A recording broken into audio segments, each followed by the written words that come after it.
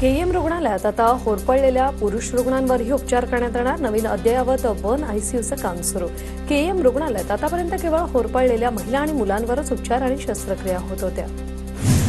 उन्हाळी सुट्टीत गावी जाण्याचं प्लॅनिंग करणाऱ्या मुंबईकरांसाठी एक आनंदाची बातमी. उन्हाळ्यात सुट्टीत प्रवाशांना थंडगार प्रवासाचा अनुभव देण्यासाठी एसटी महामंडळ सज्ज झाले. राज्यभरात 872 वातानुकूलित शिवशाही बसेस प्रवाशांच्या सेवेत धावणार.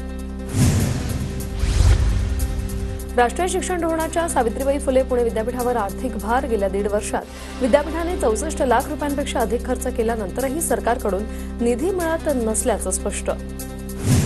पुण्यात हिंजवडी सेवेत रावेत मार्गावर पीएमपीएमएलचे नवीन 2 मार्ग हिंजवडी आणि फेज 3 या मार्गावर 375 क्रमांक तर रावेत ते पिंपरी या मार्गावर 13 नंबरची बस धावणार.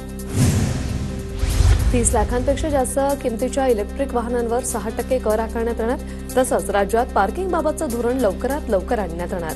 परिवहन मंत्री प्रताप सरनाईक यांची माहिती. रेल्वे रूळ ओव्हरहेड वायर सिग्नल यंत्रणा यांच्या देखभाल दुरुस्तीसाठी मुंबईत मध्य आणि पश्चिम रेल्वेवर रविवारी ब्लॉक. मध्य रेल्वेवरील माटुंगा ते मुलुंड अप आणि डाऊन जलद मार्गावर तर चर्चगेट ते मुंबई सेंट्रल अप आणि दरम्यान अप आणि डाऊन जलद मार्गावर सकाळी 11:30 ते 3:30 दरम्यान असणार ब्लॉक. 2024 मध्ये जवळपास 12.5 लाख प्रवाशांकडून 2दा टोल वसुली झाल्याची माहिती समोर. 2दा टोल वसुली झालेल्यांना रिफंड दिल्याचं सरकारकडून स्पष्टीकरण.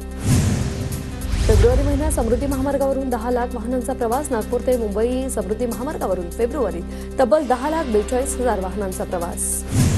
पुणे शहरातील 25 लाख जुन्या वाहनांपैकी केवळ 2.5 लाख वाहनधारकांची HSRP नंबर प्लेट बदलण्यासाठी नोंदणी.